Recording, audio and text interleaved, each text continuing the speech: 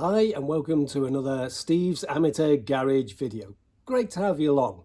Today we're going to be working on my MGTF, my daily driver, just done over 110,000 miles now. And we're going to replace the top engine mounts. If you've been following my videos, you will have seen a few months ago we replaced the bottom engine mounts with some poly bushes, and I'll come back to that later in this video, tell you how they've been getting on. So we're going to get the roof down, get the engine cover off and jack the car up. Let's go. So the question is, can the amateur mechanic replace the top engine mounts on the MGTF? We'll soon find out. So the first step is to remove the engine cover.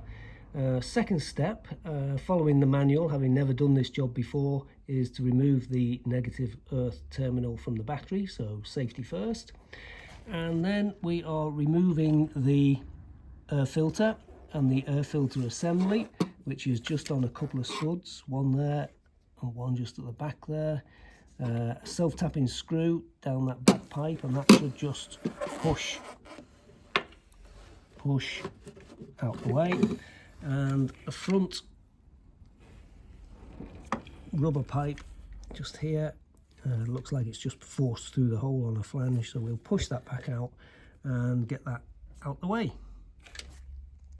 With the air filter assembly completely out the way, we now have good access to this nut, which I think is the top nut for the engine mount, and the road wheel is removed, and we should be able to see just right in the middle of the picture there the two bottom, well, the mount itself and the two bolts that hold it to the frame there. Obviously they're going to need a clean up first, so we'll get the wire brush on them, so we've got a bit of oil, penetrating oil on them as well, help it on its way. The air filter assembly, as I say, has a couple of studs that are just pushed into a rubber grommet, and one on the bottom that just needs a wiggle to get out of the way.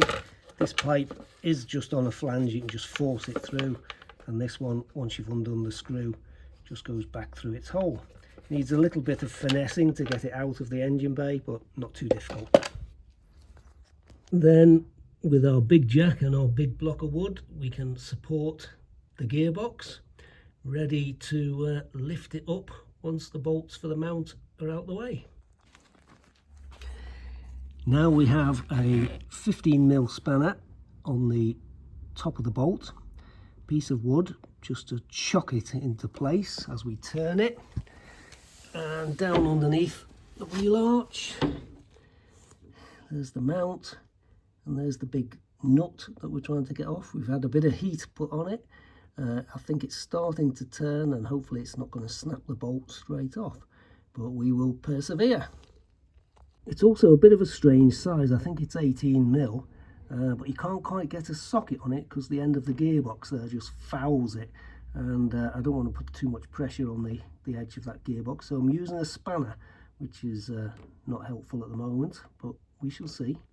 Little top tip here, if that nut is really tight, which it is, I've just put a little dab of Tipex on it there, and a little dab on the threads, and if we get the spanner on it and gives it some force, see if it turns, and you'll soon know if the nut is turning or if the nut and the bolt is turning together, in which case you're just about to snap the bolt in half. But this helps. Yeah, a little bit more heat, got it really quite red, and then got the spanner on it, give it a good turn, and you can see that the Tipex on the nut has moved, but the bolt has actually stayed exactly where it was, so that's good. We are now undoing that nut. Well, that's the big nut and bolt out. So what we should do now is jack the jack up, which is supporting the gearbox and the engine effectively, or this side of the engine, and that should give us access to the bolts that are up inside here. Fingers crossed. Yep, couple of pumps on the jack, and you can see it's lifting the whole engine up away from that subframe, giving us access to those bolts. Well, I've hit a bit of an issue. We've got to try and get these bolts out here that go up that way to get that rubber donut out of the way. The only space you've got is this little gap here, and yet now that we're all disconnected with the big bolt, we can put the jack underneath the engine and lift it up, but you still don't get enough room to get a good socket on it. So you have to try and attempt it with a spanner, which I think somebody has already tried and already started to round the nuts off, which is not helpful. So now you put your 13mm spanner on it and it's not really getting the leverage that it needs. So to me, you've got to get that higher to get a good socket on it, and then you can get a bit of leverage on it. But when you try and lift it up, it hits this bracket here, which is just attached all underneath here and sort of holds the, I think it's the handbrake cable or some sort of cables there. So my thought is, rightly or wrongly, I'm going to try and remove this bracket, which is only held in by some small bolts that are difficult to get at because they're underneath the fuel pipes. And one goes there and there's another one further back, but they've come off easy. But I think if I can get this bracket out the way, or at least get it loose, then I should be able to lift the engine a little bit higher and hopefully get a socket on those reluctant nuts underneath. I'll let you know how I go. Right, well, that was a right struggle.